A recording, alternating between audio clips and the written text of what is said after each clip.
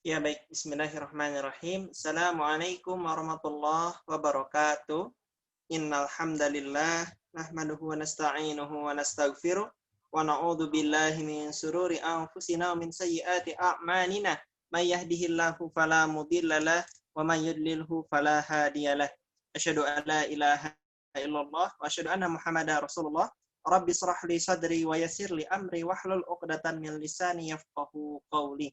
Allahumma shalli ala Muhammad wa ala ali Muhammad kama shallaita ala Ibrahim wa ala ali Ibrahim wa barik ala Muhammad wa ala ali Muhammad kama barakta ala Ibrahim wa ala ali Ibrahim fil alamin innaka Hamidum Majid. Alhamdulillah pada sore kali ini pesertanya cukup banyak yang hadir, mudah-mudahan semuanya sudah mengisi kuisnya. Karena insya Allah kuisnya akan kita bahas ya seperti biasa. Dan ya, banyak peserta nilainya baik-baik saat mengerjakan kuisnya. Syukur, alhamdulillah.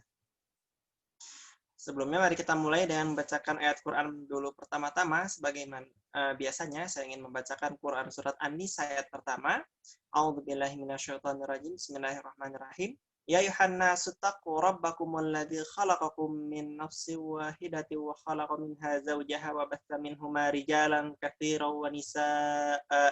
Wattaqullaha alladzi tasaaluna bihi wal arham. Innallaha kana 'alaikum raqiba.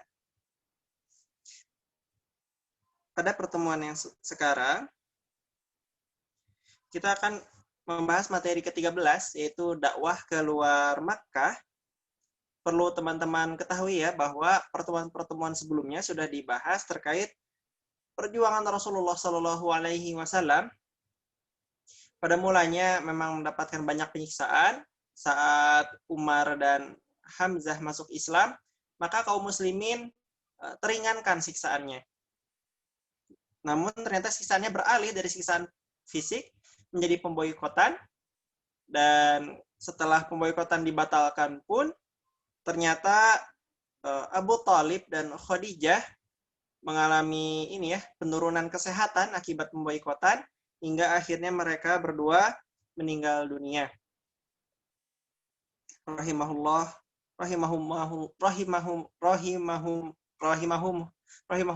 taala.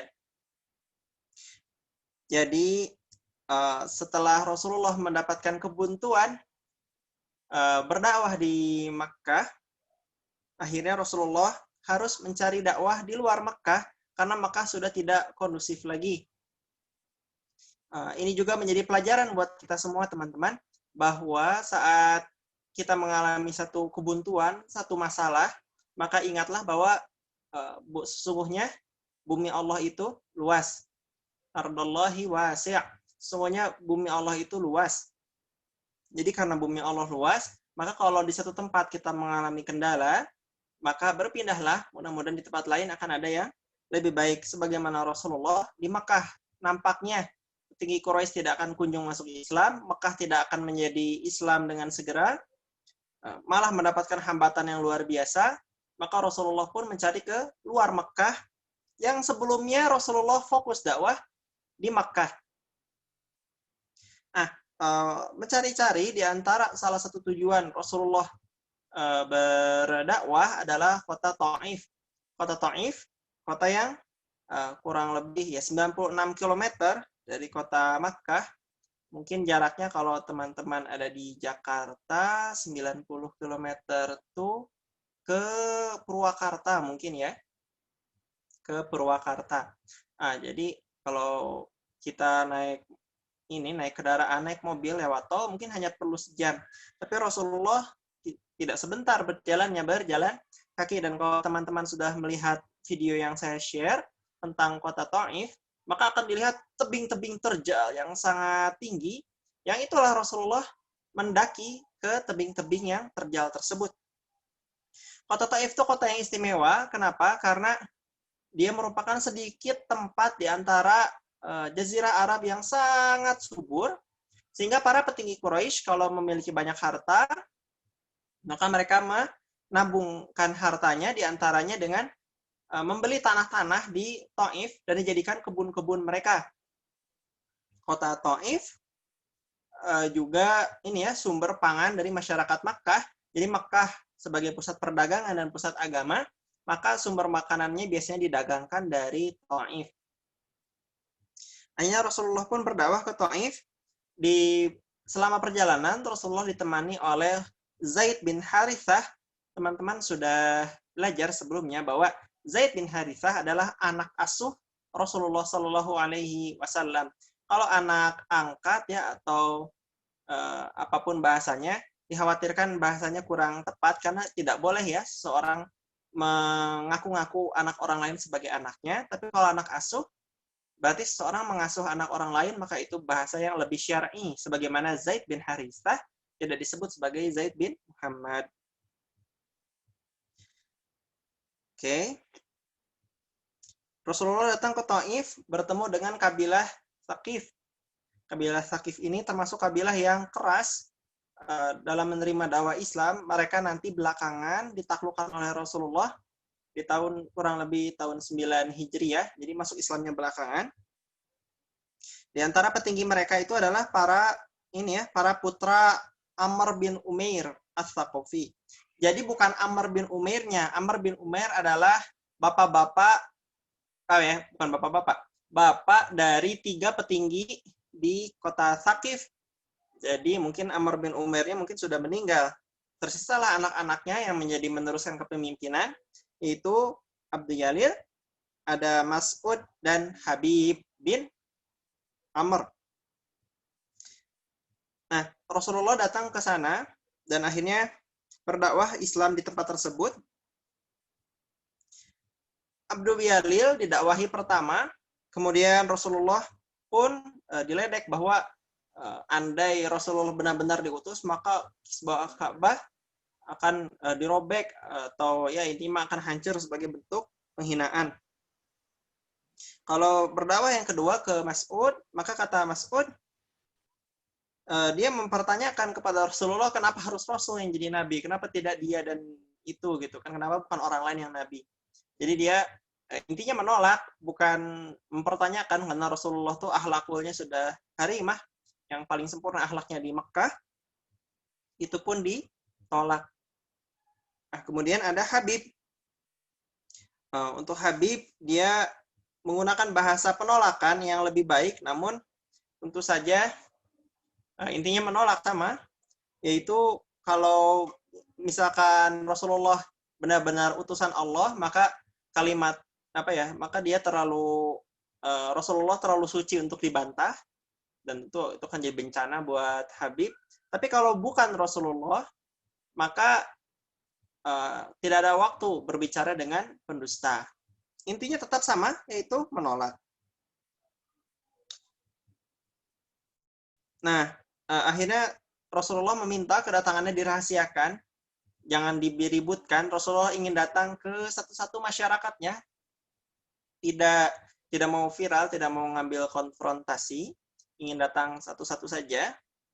Akhirnya saat berdakwah, ternyata masyarakat pun semua tetap menolaknya. Rasulullah berdakwah di sana selama 10 hari. Akhirnya Rasulullah dikepung dengan kerumunan barisan masyarakat yang telah sepakat untuk mengusir Rasulullah. Namun mereka mengusirnya dengan cara yang sangat keji, yaitu bukan hanya mencaci maki, mengusir, memarahi, tetapi juga melempari batu. Zaid bin Harithah terus melindungi Rasulullah agar tidak terkena lemparan batu. Tentu saja Rasulullah tetap terkena lemparan batu sampai sendalnya bercucuran darah. Sendalnya mengalir darah di sendal Rasulullah, tumitnya. Kalau Zaid bin Harithah mendapatkan luka lemparan batu di kepalanya. Jadi teman-teman mohon dipahami ya bahwa Rasulullah itu dakwah ke Mekah sudah jauh sekali, sampai Mekah tidak disambut, malah dicaci maki, pulang luka-luka dilempar batu. Dan teman-teman mohon diingat bahwa dilempar batu itu sakit. Jadi jangan diremehkan dilempar batu, apalagi sama banyak orang, berkerumun terus-terusan, dan sampai berjalan jauh, sampai keluar benar-benar jauh dari kota Taif. Tepatnya di perkebunan Utbah dan Syaibah. Utbah dan Syaibah ini unik teman-teman, karena mereka tuh satu sisi cerdas, satu sisi bijak, satu sisi orangnya sebenarnya baik.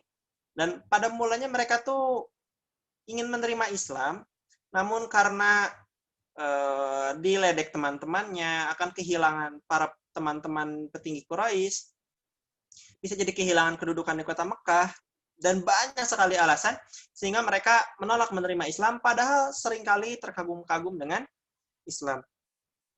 Utbah dan Syaibah pun akhirnya merasa iba dengan Rasulullah, sesama Quraisy, sesama orang-orang Mekah, jauh-jauh ke sini, tiba sekarang ada di kebunnya dalam kondisi dilempari banyak orang. Jadi Utbah dan Syaibah di Mekah juga sebenarnya jahat pada Islamnya.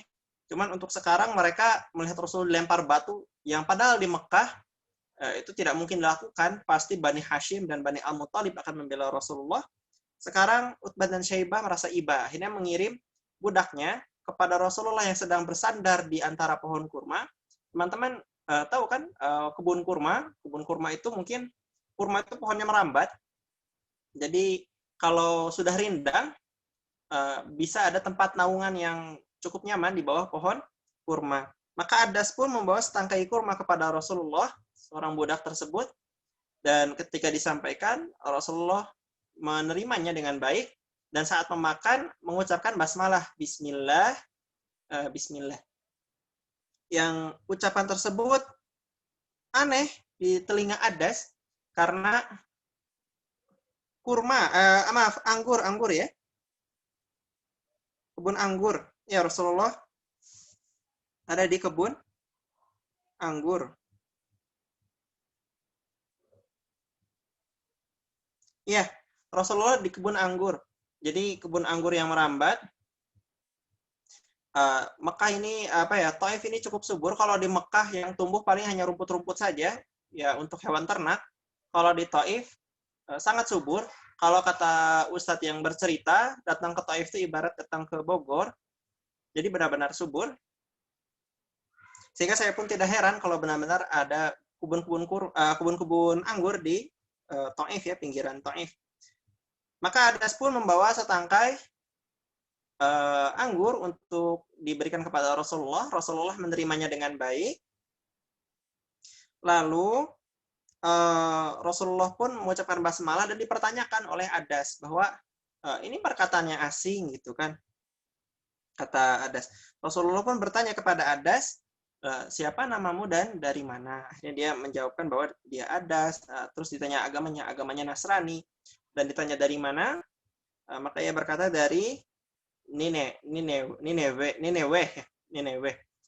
kalau dalam bahasa Arabnya. Terus Rasulullah menyambut bahwa itu kan tempatnya Yunus bin Matta, maka dibenarkan oleh Adas dan bertanya, siapa? Kok tahu gitu? Rasulullah pun mengaku bahwa dia adalah utusan Allah, dia adalah nabi. Maka Adas pun girang, bukan kepala ya, girang luar biasa karena ya nabi akhir zaman tidak disangka sebagai budak yang kerjanya di perkebunan terus-terusan, tidak menyangka di depannya sekarang ada seorang nabi yang selama ini ya puji-puji sebagai seorang Nasrani.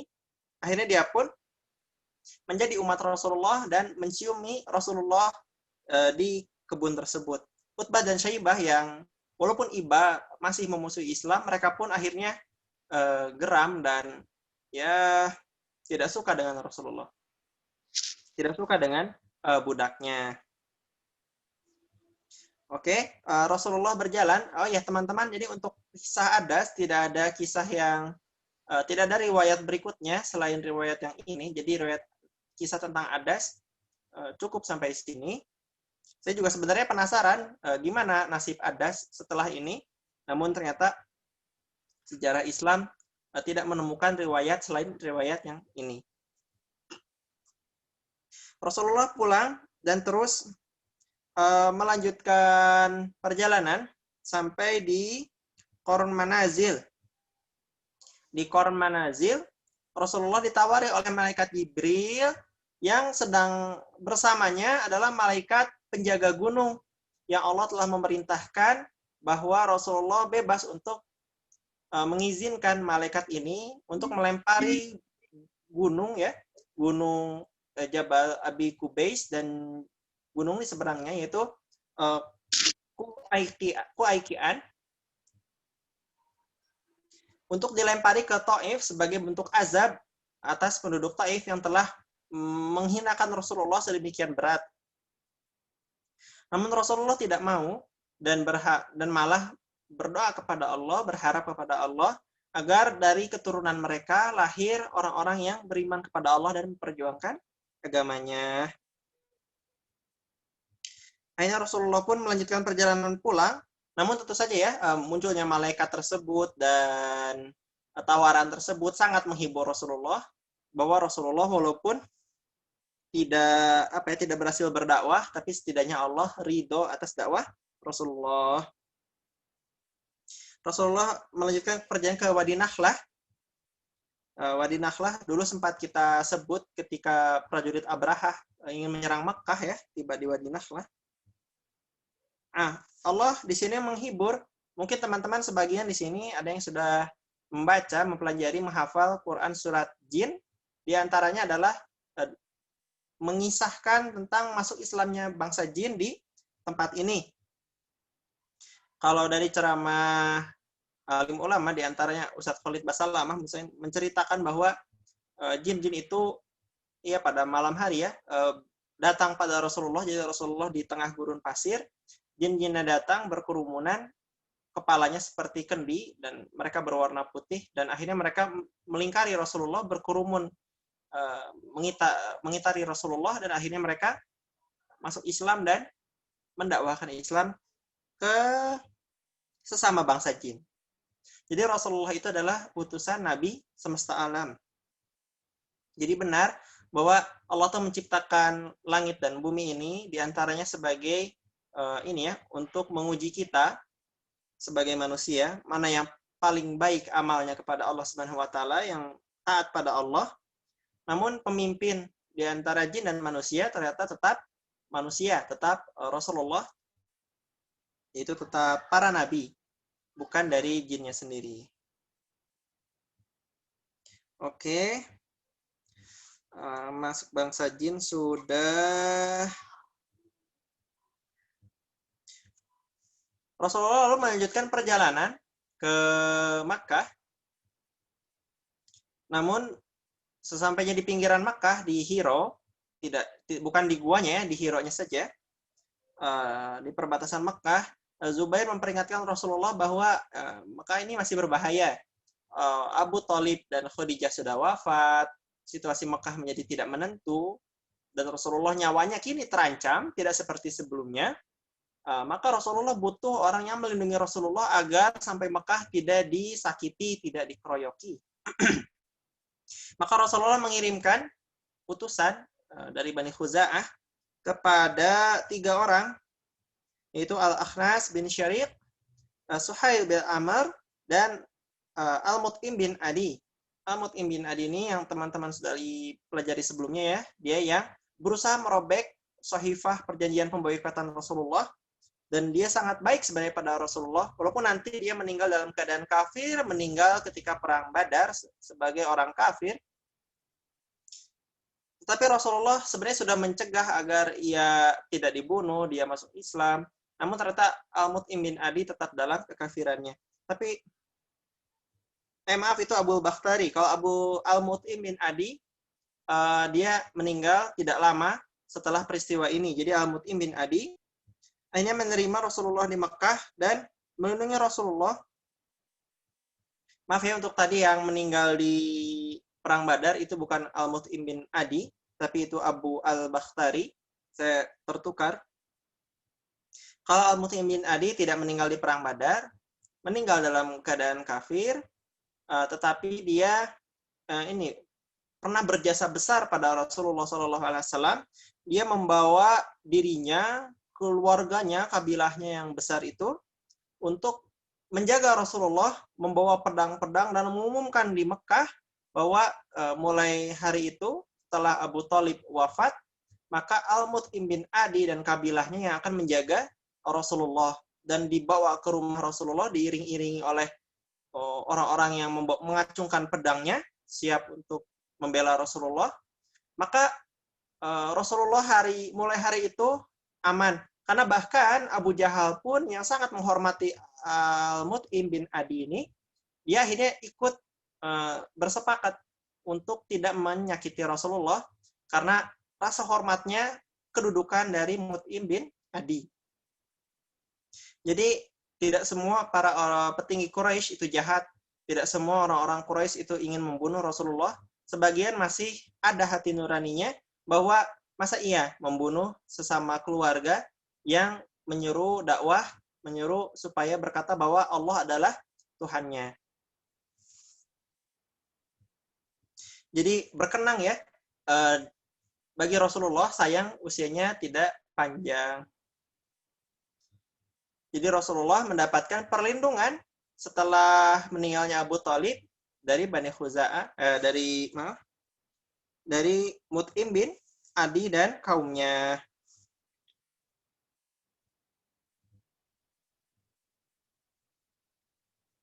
Kita lanjut bahwa ada banyak kabilah yang didakwahi Rasulullah, cuman tidak mungkin saya ceritakan satu-satu. Umumnya dakwah Rasulullah biasanya di musim haji ketika banyak kabilah datang ke Makkah untuk untuk melakukan ibadah haji, maka Rasulullah menghampiri kemah-kemah mereka biasanya di malam hari. Kepada para orang-orang tersebut Rasulullah mengajaknya pada Islam.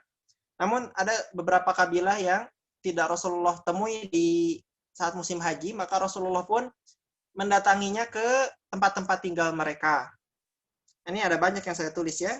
Ada Bani Amir, ada Bani Muharib, ada Bani Fazarah, ada Bani Ghassam, Bani Murrah, Bani Hanifah, Bani Sulaim, Bani Abs, Bani Nasr, Bani Al-Baqqa, Bani Kindah, Bani Kab, Bani Al-Harith, Bani Uzrah, dan Bani Hadorimah. Tapi semuanya sama, semuanya menolaknya. Nanti Rasulullah berdakwah malam-malam, akhirnya bertemu dengan kabilah ini ya, kabilah Bani Qoilah. Qoilah itu keturunan yang tinggal di Yastrib, nanti berpecah dua, diantaranya adalah keturunan Khazraj dan Aus. Tapi insya Allah tidak bisa kita bahas sekarang, dibahasnya nanti, karena materinya ini sangat banyak, sangat penting. Untuk kabilah lain diantaranya adalah kabilah yang didakwahi oleh Abu Dzar Al-Ghifari. Abu Dzar Al-Ghifari ini dia tinggal dari keluarga yang perampok, yang suka mencuri, yang suka membunuh orang untuk merebut hartanya, yaitu Bani Ghifar dan rekan baninya itu Bani Aslam. Nah, ternyata keduanya masuk Islam di bawah dakwah Abu Dzar Al-Ghifari dan tidak jadi perampok lagi. Baik, itu ya untuk sekarang. Teman-teman kalau ada yang ingin bertanya, silakan segera ditulis karena tidak lama lagi akan ditutup. Mudah-mudahan bisa dipahami. Sedikit saya bahas soal ini ya, kuis kita bahas. Tahun berapa Rasulullah dakwah ke Taif? Itu di tahun Amul Hazan, tahun-tahun kesedihan. Jadi dakwah ke Taif itu selesai, bayangkan, selesai Abu Thalib wafat, selesai Khadijah wafat, baru 6 bulan dari pemboikotan ya, pada saat wafatnya Khadijah itu. Lalu di saat apa lagi?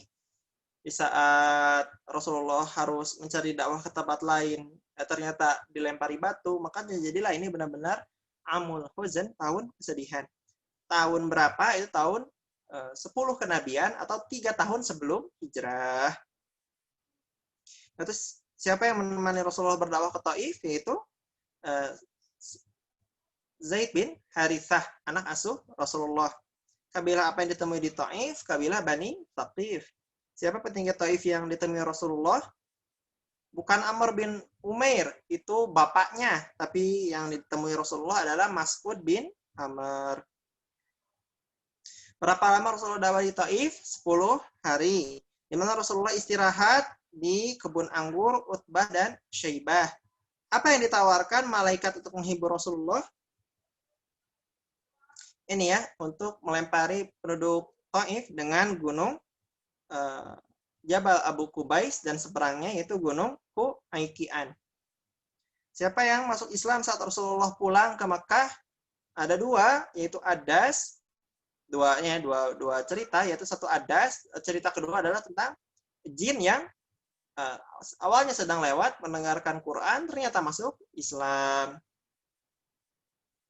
Siapa yang memberikan jaminan perlindungan di Makkah? Itu adalah Mut'im bin Adi. Siapa nabi yang diceritakan Adas di Ninewah? Itu adalah Yunus bin Matta. Lalu kabilah mana yang tidak didakwai Rasulullah sebelum hijrah ke Madinah? Itu Bani Quraidah. Bani Quraidah itu Yahudi yang tinggal di Madinah. Tentu dakwahnya nanti ketika Rasulullah tiba di kota Madinah. Siapa yang berdakwah di Bani Aslam? Yaitu Abu Dzar Al-Ghifari. Alhamdulillah sudah selesai teman-teman. Karena tidak ada pertanyaan ya. Saya bersyukur kepada Allah bahwa pesertanya banyak. Saya mengkhawatirkan pesertanya terus berkurang. Ternyata tidak. Pesertanya untuk hari ini malah bertambah sangat banyak sekali yang ikut kajian live kita. Mudah-mudahan ilmunya bermanfaat. Saya berterima kasih. Mari kita bersolawat kepada Rasulullah kita dengan solawat yang Rasulullah ajarkan, yaitu solawat Ibrahimiyah.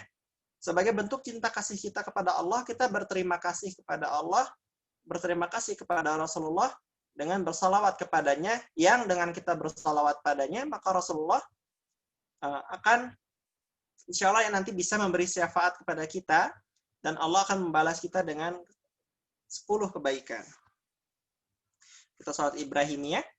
Allahumma sholli ala Muhammad wa ala ali Muhammad kama shallaita ala Ibrahim wa ala ali Ibrahim wa barik ala Muhammad wa ala ali Muhammad kama barakta ala Ibrahim wa ala ali Ibrahim fil alamin innaka Hamidum Majid. Mari kita istighfar. Astaghfirullahaladzim, astaghfirullahaladzim, astaghfirullahaladzim. Kita tutup dengan hamdalah. Alhamdulillahirabbil alamin. Mari kita tutup dengan doa kifaratul majelis. Subhanakallahumma wihamdika asyhadu an la ilaha illa anta astaghfiruka wa atubu ilaik. Alhamdulillah saya senang dengan antusias teman-teman. Assalamualaikum warahmatullahi wabarakatuh. Wa iyyakum wa iyyakum. Terima kasih ya.